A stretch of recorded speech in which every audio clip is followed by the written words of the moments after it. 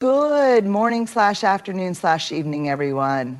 We've all been there, that moment when a conversation takes a turn and suddenly you feel drained, manipulated, or diminished. Maybe it's a coworker who thrives on drama, a friend who always turns the conversation back to themselves, or a family member whose negativity seeps into every interaction. Toxic people, we all encounter them, and yet so many of us struggle with how to handle them in a way that honors our boundaries and our well-being. So today I want to share 7 clever ways to deal with toxic people, not by fighting fire with fire, but by standing firm in our own courage, clarity, and self-respect. Toxic people aren't toxic by accident, and their behavior isn't random. They operate in cycles, using the same tactics over and over again to manipulate, control, or drain the people around them. But here's what often happens. We get caught up in the moment. We focus on one particular conversation, one particular argument, one particular guilt trip. We tell ourselves, maybe they didn't mean it like that, or maybe they're just having a bad day, and so we let it slide. But if we step back and look at the bigger picture, a pattern begins to emerge. A pattern of blaming, of playing the victim, of twisting the truth, of making you feel guilty for things you shouldn't feel guilty about. Maybe they always seem to forget the things that matter to you, but expect you to remember every detail of their life. Maybe they have a way of making every disagreement your fault, even when you know deep down that you weren't in the wrong. Maybe they shower you with kindness one moment only to tear you down the next, leaving you confused and emotionally exhausted. Recognizing the pattern means refusing to get lost in the individual incidents. It means looking at the relationship as a whole and asking yourself, is this a one-time mistake? Or is this a repeated behavior? Does this person take responsibility for their actions, or do they always shift the blame? Do I feel consistently valued and respected in this relationship, or do I often feel drained, belittled, or manipulated? One of the biggest traps we fall into is waiting for proof that someone is toxic. We tell ourselves, if they do this one more time, then I'll know for sure. But the truth is, you don't need one more incident. You don't need a final straw. The weight of the pattern is enough. Think about it like this. If someone handed you a glass of water and told you it had just a tiny bit of poison in it, would you wait to take another sip to make sure, or would you trust what you already know? Toxic people count on us getting distracted by the moment, by the excuse, by the apology that never comes with real change. But once you see the pattern, once you understand that this isn't just about what happened today, but about what has been happening for a long time, you gain clarity, and clarity is power. Because when you recognize the pattern, you stop hoping they will change, and you start deciding how you will change your response. Boundaries are one of the most powerful tools we have when dealing with toxic people, yet they are also one of the hardest things to enforce. Why? Because setting a boundary isn't just about saying what we will or won't tolerate, it's about following through, even when it's uncomfortable. Too often we set boundaries with the hope that the other person will respect them, that once we say, I don't allow people to speak to me like that, they'll stop.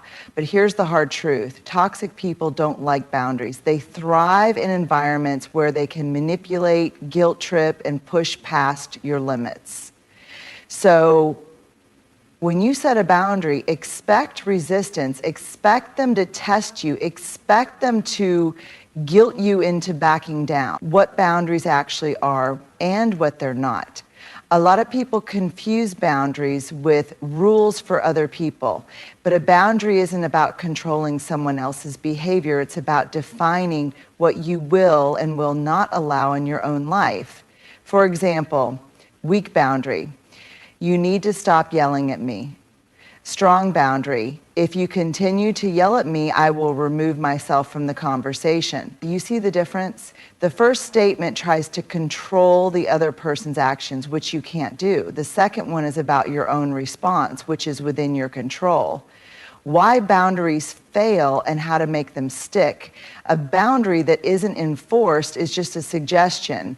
Toxic people will push and test your limits to see if you really mean it.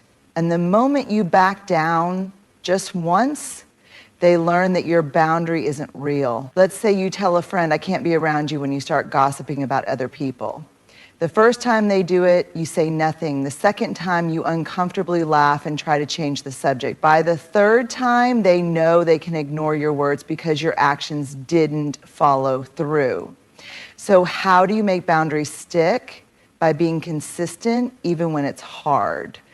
When someone crosses the line, you must hold firm. If you said you would leave the conversation, then leave. If you said you wouldn't engage in their negativity, then don't. The moment you enforce a boundary, you send a clear message. I respect myself enough to uphold my own limits. The emotional toll of boundaries. One of the hardest things about setting boundaries is the emotional backlash, especially if the toxic person is someone you care about. They might call you selfish. They might accuse you of being cold, unkind, or abandoning them. And that can be incredibly painful. But here's what you need to remember. Setting boundaries isn't about punishing them. It's about protecting you. It's about recognizing that your emotional well-being matters. That you don't have to keep sacrificing your peace just to keep someone else comfortable. And let's be honest, people who truly respect and care about you won't punish you for having boundaries. Only those who benefited from you having none will make you feel guilty for setting them. Boundary setting in action. Let's say you have a family member who constantly criticizes your life choices. Every phone call turns into them questioning your decisions, making passive-aggressive comments, or telling you what you should be doing. You leave every conversation feeling drained and invalidated. A clear boundary might look like this. First step, I don't feel comfortable discussing my personal choices with you. They continue, if this topic comes up again, I'll need to end the conversation. Final enforcement. The next time they bring it up, you follow through, politely but firmly ending the call or walking away. At first, they may be shocked, they may push harder, but over time, they'll learn that when you set a limit, you mean it. The freedom that comes with setting boundaries is an act of self-respect. It's you telling yourself, I deserve peace. I deserve respect, and I will not allow anyone to treat me in a way that compromises my well-being. It may not be easy at first. It may come with discomfort, pushback, or even loss, but the more you uphold your boundaries, the more you reclaim your own power, and that's something no toxic person can take away from you. Toxic people thrive on emotional reactions. They push buttons, stir up drama, and create chaos because they know that when you're emotional, you're easier to control. Maybe they guilt trip you into doing something you don't want to do. Maybe they provoke you with passive-aggressive comments until you snap, and then they turn around and say, see, you're the problem. Their power lies in your reaction. The moment you react without thinking, they win. That's why one of the most powerful things you can do when dealing with a toxic person is to pause. Just pause. Why we react so quickly. We're wired for immediate responses. When someone insults us, we want to defend ourselves. When someone blames us unfairly, we want to correct them. When someone tries to manipulate us, we want to push back. It's natural, but it's also exactly what toxic people are counting on. Think about it. How many times have you walked away from an argument, replaying everything in your head, thinking, I shouldn't have said that, or I wish I had handled that differently? That's because when we react in the heat of the moment, we're acting from emotion not from strategy. And toxic people know how to take advantage of that. The power of the pause. Pausing before responding gives you control. It gives you a moment to step back, take a breath, and ask yourself, what's really happening here? Is this person trying to bait me into an argument? Are they twisting my words to make me feel guilty? Are they playing the victim to avoid accountability? That single moment of pause allows you to shift from reacting to choosing. And when you choose your response instead of giving them an automatic reaction, everything changes. How to pause and choose your response. Pausing isn't about being passive, it's about being intentional. Here's how to do it effectively. Take a breath before saying anything. Inhale deeply. That small action interrupts the automatic reaction process in your brain and gives you a second to think. Ask yourself, is this worth my energy? Not every comment deserves a response. Not every battle is worth fighting. Sometimes the most powerful response is none at all. Stay neutral. Instead of arguing or defending yourself, respond with neutrality. Toxic people want a strong reaction. If you stay calm, they lose control over the situation. Use short, non-emotional responses. If you need to say something, keep it simple. I hear you. It's your opinion. I'm not going to argue about this. Let's agree to disagree. These responses, acknowledge them without feeding into their game. Exit if necessary. Sometimes the best choice is to walk away. If a conversation is escalating into toxicity, excuse yourself and disengage. Real life example, the drama starter. Imagine you have a coworker who loves stirring up drama. They say something like, wow, must be nice to leave early again today. Some of us actually work hard. Your instinct might be to defend yourself. I'm not leaving early. I worked extra hours this week. But the moment you do, they've got you. Now they can twist the conversation and keep the drama going. Instead, you pause, you breathe, you choose, and you respond with a calm, neutral statement like, I'm following my schedule. See you tomorrow. Then you walk away. No energy wasted, no fuel for their fire, just peace. The magic of non-reaction. Here's the thing, when toxic people realize they can no longer get a rise out of you, they often stop trying. They either find someone else to provoke or realize their tactics don't work on you anymore. Pausing isn't weakness, it's power. It's you choosing to protect your energy instead of letting someone else control your emotions. Because at the end of the day, your peace is worth more than any argument you could ever win. If you've ever dealt with a toxic person, whether it's a manipulative coworker, a narcissistic ex, or a drama-loving friend, you've probably noticed one common trait. They love attention. It's their fuel. They thrive on emotional reactions, whether it's anger, frustration, sadness, or even excessive praise. As long as they can stir up emotions in you, they have control. So how do you take that power away? You master the art of the gray rock method, a simple but highly effective strategy that makes you as interesting and engaging as, well, a gray rock. Dull, unremarkable, unresponsive. Why does the gray rock method work? Toxic people want engagement. They want a reaction, a fight, a debate, something to feed their need for control and drama. When you become emotionally detached and uninteresting, they lose interest in you. They can't manipulate you if you don't engage. Think of it like this. If a child throws a tantrum and you keep giving them candy to quiet them down, they learn that throwing a tantrum gets them candy. But if you stop responding and walk away, the tantrum loses its power. It's the same with toxic people. If you stop giving them emotional rewards, they'll eventually move on. How to be a gray rock. The goal of the gray rock method is to minimize engagement while remaining polite and neutral. Here's how you do it. Keep your responses short and boring, toxic person. Did you hear what she said about you? I can't believe she would do that. Oh, toxic person, aren't you mad? You should say something. You, not really. Toxic person, you're no fun. You, okay. See what happened? You gave him nothing to work with. No emotional response, no drama, just dull, uninteresting answers. Use neutral body language. Your words matter, but so does your body language. If you roll your eyes, sigh dramatically, or clench your jaw, they know they've gotten to you. Instead, keep your face neutral, your tone calm, and your body relaxed. Imagine you're a customer service rep dealing with a difficult customer. You're polite, professional, but completely detached.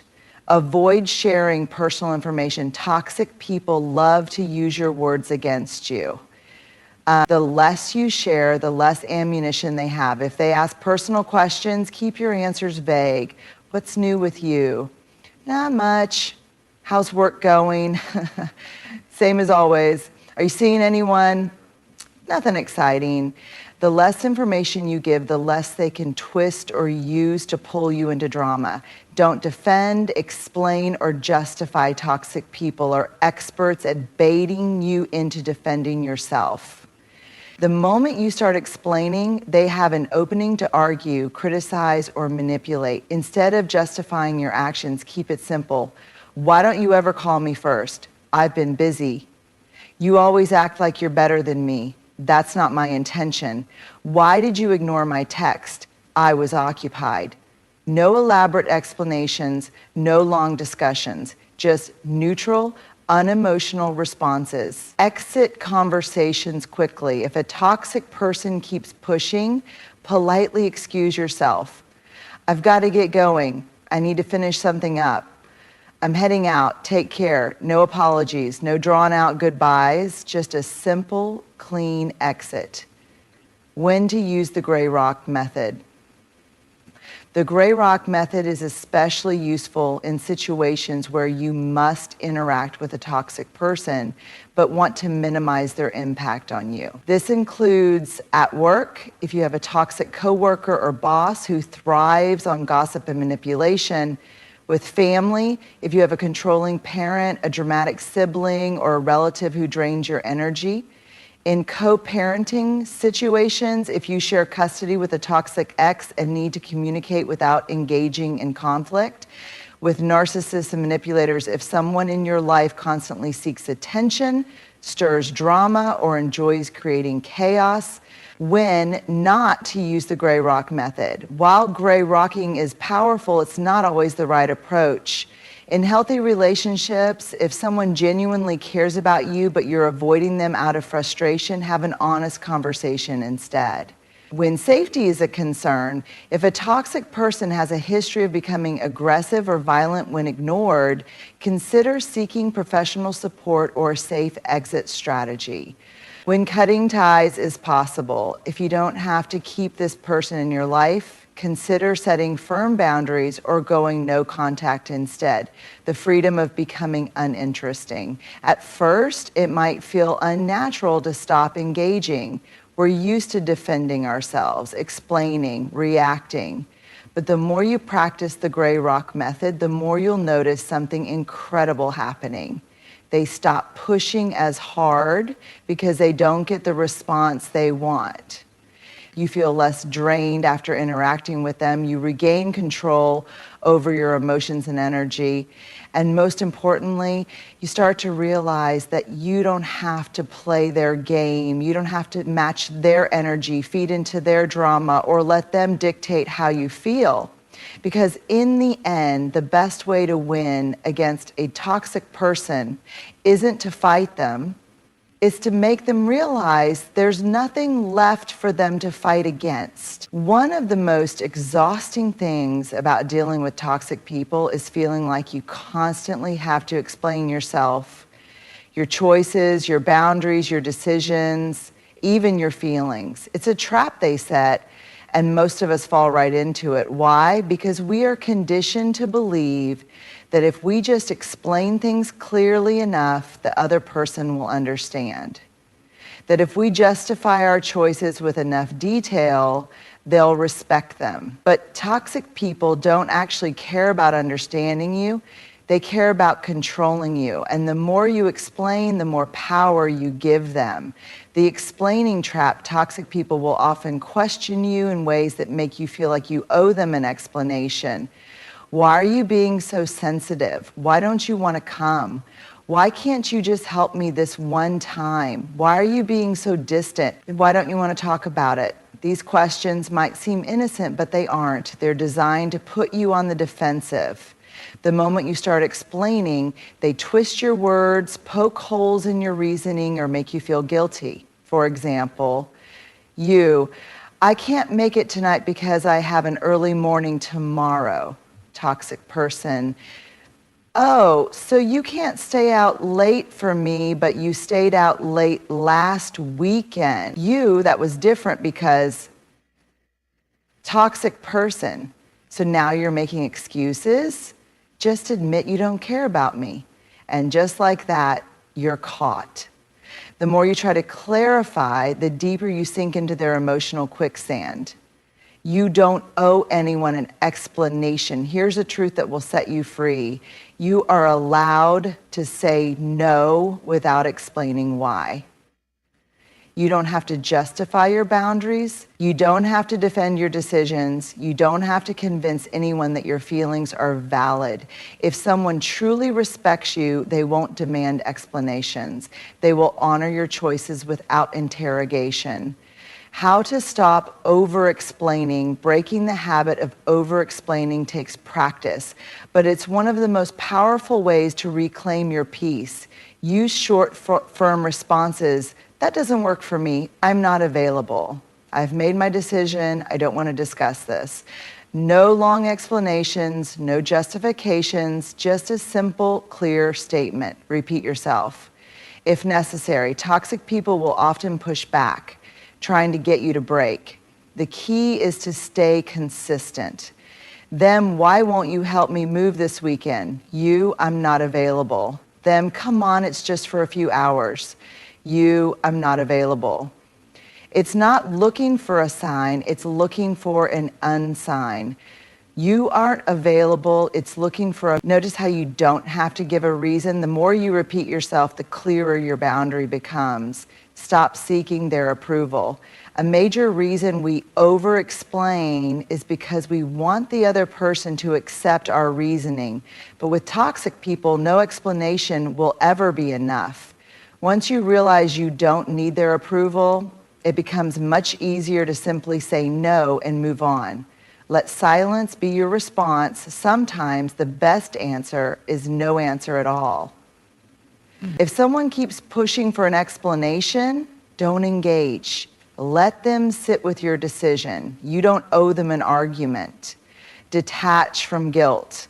Toxic people are experts at making you feel guilty for setting boundaries. But remember, their discomfort is not your responsibility. Saying no does not make you a bad person. Prioritizing your peace does not make you selfish. Real life example, the guilt-tripping friend. Imagine you have a friend who always expects you to be available. Every time you say no, they demand a reason, hoping to guilt you into changing your mind. Them, hey, can you come over and help me with something? I can't today. Them, why not? What are you doing that's so important? I'm just not available. Them, wow, okay, I guess I know where I stand now. At this point, you might feel the urge to explain yourself, to say, it's not that I don't care, I'm just really busy, but you don't need to. Their reaction is their issue, not yours. When to explain and when not to. Not every situation requires shutting down the conversation. In healthy relationships, explanations can foster understanding. But here's how you know when not to explain. If someone constantly disregards your boundaries, if they use your explanations to manipulate you, if they guilt trip or gaslight you when you say no, if you feel exhausted every time you try to justify yourself, in these cases, less is more. the freedom of saying less. Once you stop explaining yourself, something incredible happens. You feel lighter. You feel more in control. You realize that you don't have to perform emotional gymnastics to justify your own choices. Because at the end of the day, you don't need permission to protect your peace. And the people who truly care about you, they'll never make you feel like you do. Many of us were raised to believe that being a good person means being patient, understanding, and forgiving. We're taught to give people the benefit of the doubt, to see the good in others, and to always be kind. And in many ways, these are beautiful values until they're used against us. Toxic people love compassionate people. They know that kind-hearted individuals are more likely to overlook their bad behavior, justify their mistreatment, and keep giving second chances. They rely on our empathy to keep us stuck in unhealthy situations. And if we're not careful, we start confusing compassion with tolerance, allowing toxic behavior under the guise of being understanding. But here's the truth. Compassion does not mean tolerating mistreatment. You can have empathy for someone and still walk away. You can understand why they act the way they do and still refuse to let them hurt you. The danger of endless compassion. When we confuse compassion with tolerance, we end up making excuses for toxic behavior. They're going through a lot right now. They don't mean to hurt me. They just don't know any better. If I just give them time, they'll change. I know they have a good heart deep down. These justifications keep us in relationships that drain and harm us. We believe that if we love someone enough, if we're patient enough, if we keep giving them grace, they'll finally wake up and treat us with the kindness we deserve. But toxic people don't change because we love them. They change only when they decide to, and many of them never do, because why would they? If they can keep treating us poorly and still have access to our time, energy, and kindness, what's their motivation to change? Compassion has limits. Real compassion is not about endlessly enduring someone's mistreatment. It's about recognizing their struggles while still protecting yourself. It's about saying, I care about you, but I won't let you hurt me. I understand your pain, but I'm not responsible for fixing it. I see where you're coming from, but I still deserve respect. You can feel for someone's past trauma and still refuse to be their emotional punching bag. You can acknowledge their hardships and still set boundaries. Because at the end of the day, you matter too. Signs you're confusing compassion with tolerance. You constantly excuse bad behavior. If you find yourself justifying their actions, no matter how hurtful they are, you might be tolerating toxicity under the mask of empathy. You feel emotionally drained. Compassion should feel fulfilling, not exhausting. If being around someone leaves you depleted, it's a sign that you're giving too much. Your needs are always secondary. If their feelings, problems, and desires always come before yours, your compassion may be turning into self-sacrifice. You stay in toxic situations out of guilt. Feeling bad for someone is not a reason to keep allowing them in your life. How to have healthy compassion. So how do we practice compassion without becoming a doormat? Recognize when it's time to walk away. You can care about someone and still choose to love them from a distance. You can have empathy for their struggles and still refuse to let them pull you into their chaos. Sometimes the most compassionate thing you can do for them and for yourself is to step away.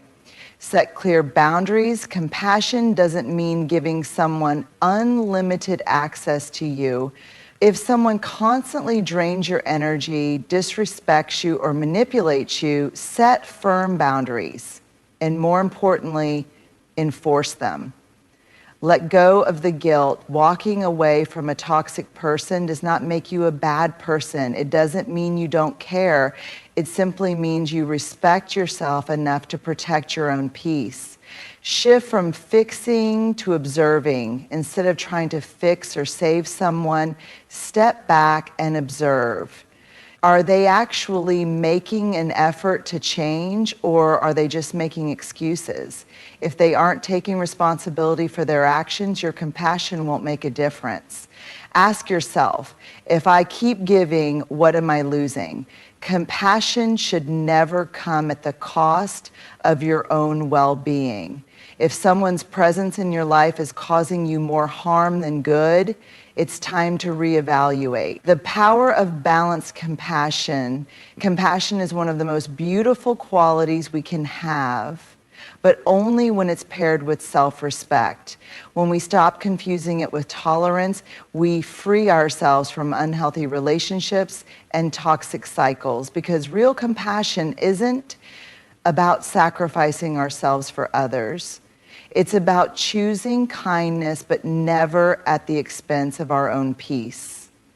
Dealing with toxic people isn't easy. They push boundaries, manipulate emotions, and drain energy. But here's the truth. You don't have to engage in their chaos. You don't have to explain yourself. You don't have to tolerate mistreatment in the name of compassion. And you certainly don't have to sacrifice your peace to make someone else comfortable. By recognizing toxic patterns, instead of just isolated moments, you take back your clarity. By setting boundaries and actually enforcing them, you reclaim your power.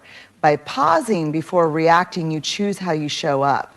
By mastering the gray rock method, you refuse to be a source of drama for someone who thrives on it. By stopping the need to explain yourself, you break free from the cycle of justifying your own worth. And by understanding the difference between compassion and tolerance, you make space for relationships that nourish you instead of depleting you. At the end of the day, protecting your peace isn't selfish, it's necessary, because your energy, your time, and your emotional well-being are too valuable to be spent on people who refuse to respect them. The more you practice these strategies, the more you'll realize something powerful. You are not responsible for fixing, saving, or managing toxic people. You are only responsible for protecting yourself from them. And when you do, you create space for the kind of relationships, experiences, and peace that you actually deserve.